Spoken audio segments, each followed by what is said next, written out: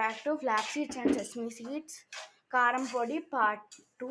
So మనమైతే ఇప్పుడు నువ్వులను అయితే వేపుకుంటున్నాం అనమాట. రండి చూపిస్తాము. నువ్వులుని హై ఫ్లేమ్లో పెడితే అవైతే ఊరికనే మాడిపోతాయి.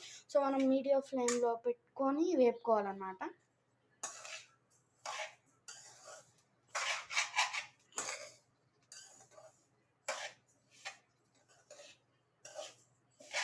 సో ఇప్పుడు అవి ఏవేలోపు నేనైతే ఇందాక వేపుకున్న ఫ్లాక్స్ సీడ్స్ని అయితే చూపిస్తాను అనమాట. చూడండి,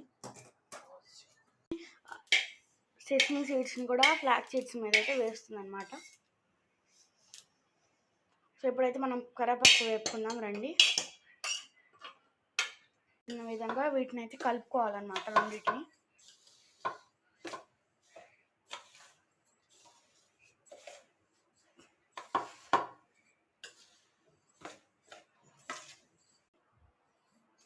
ఇట్లా మొత్తం కలిపి ఇట్లా వస్తుంది అనమాట కలర్గా.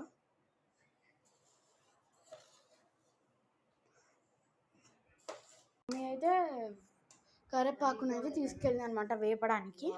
రండి చూసేద్దాం మనం కూడా. మమ్మీ ఇక్కడైతే కరివేపాకుని వేపుతుంది.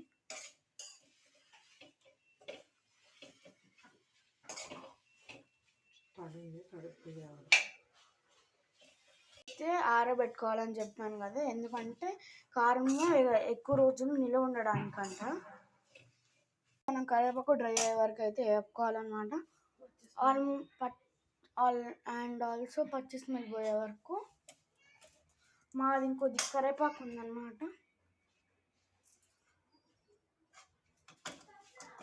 సో ఇప్పుడైతే మమ్మీ వేపుకుంది. సీడ్స్ ఉన్నదైతే ఫుల్ అయిపోయింది కాబట్టి నేనైతే ఇంకో తీసాను అనమాట ప్లేట్.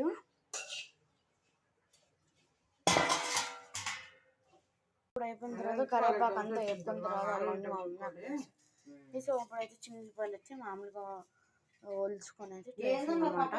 ఏమన్నా వేపిన కరివేపాకు జీలకర్ర అయితే తీస్తుంది అనమాట. అందులో మనం చూద్దాం.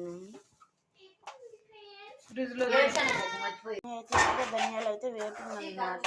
ఇప్పుడైతే మమ్మీ 3 టేబుల్ స్పూన్ కల్లుప్పు, మనం ఇందాక వేపుకున్న ధనియాలు, సెసమీ సీడ్స్, ఫ్లాక్స్ సీడ్స్ అందులో అయితే వేసింది అనమాట. ఒక 2 టీ స్పూన్ అంతా చింతపండు వేయాలన్నమాట. ఇదిగోండి, అంత వేయలేదు, చాలా తక్కువ వేసారనమాట. కరివేపాకు ఎక్కడి నుంచి వచ్చింది కనపడింది.